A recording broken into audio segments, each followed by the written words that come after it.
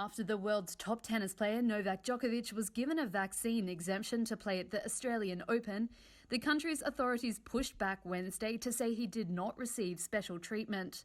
The decision set off outrage in Australia, which has experienced multiple lockdowns over the last 2 years.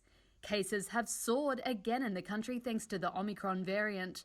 But officials say Djokovic is not the only one, and that a handful of the 26 applicants who sought exemptions were successful. Tennis Australia CEO Craig Tilley said he wasn't in a position to legally state the reason for Djokovic's particular case, but illustrated some grounds for an exemption. And to briefly, quickly summarise those, one of them is obviously having an adverse response to any kind of vaccine and having something like an anaphylactic response.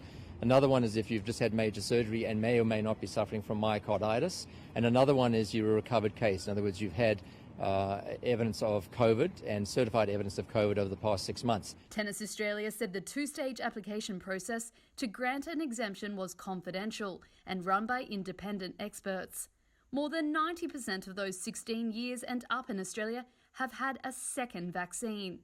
Melbourne, where the Grand Slam takes place, had the world's longest cumulative lockdown to try and slow the pandemic.